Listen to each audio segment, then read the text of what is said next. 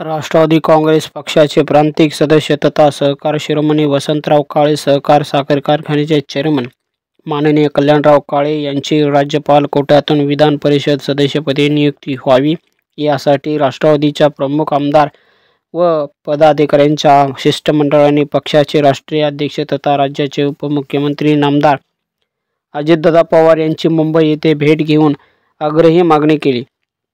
माढा विधानसभा मतदारसंघाचे आमदार बबनराव शिंदे, करमाळा विधानसभा मतदारसंघाचे आमदार संजय शिंदे, मोहोळ विधानसभा मतदारसंघाचे आमदार यशवंत तात्या माने, राष्ट्रवादीचे जिल्हाध्यक्ष दीपक आबा साळुंके पाटील यांच्या हस्ते कल्याणराव काळे यांचा सामाजिक शैक्षणिक सहकार अशा विविध क्षेत्रातील कार्याचा अहवाल उपमुख्यमंत्री नामदार अजितदादा पवार यांच्याकडे सुपूर्द केला।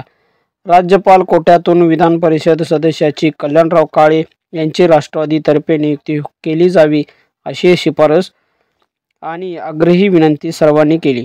कल्याणराव काळे यांनी गेल्या 22 वर्षापासून सहकार, सामाजिक, शैक्षणिक, सांस्कृतिक, वैद्यकीय, बँकिंग, कला, क्रीडा क्षेत्रात उल्लेखनीय काम केले असून ते अविरतपणे चालू आहे।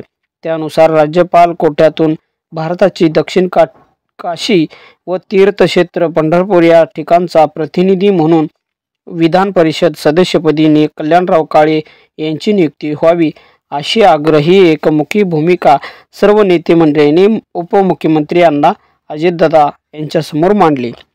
यावेळी कल्याणराव काळे यांच्याबरोबर सहकार शिरोमणी वसंतराव काळे, सहकार साखर कारखान्याचे व्हाईस चेअरमन भारत कोळेकर, ज्येष्ठ मार्गदर्शक महादेव देठे, संचालक मोहन नागटिळक, दिनकर कदम, राजाराम पाटील, सुनील पाटील, राष्ट्रवादी काँग्रेसचे तालुका अध्यक्ष अनिल नागटिळक, यशवंतराव चव्हाण, पतसंस्थेचे चेअरमन शहाजी साळुंके, प्रतिभादेवी नागरी सहकार पतसंस्थेचे व्हाईस चेअरमन हरिदास मजमुले, राष्ट्रवादी जिल्हा कार्यकारिणी सदस्य नारायण शिंदे, जिल्हा नियोजन समितीचे माजी सदस्य संतोष सुळे यांच्या उपस्थितीतून नामदार अजितदादा पवार यांच्यासमोर मागणी करण्यात आली।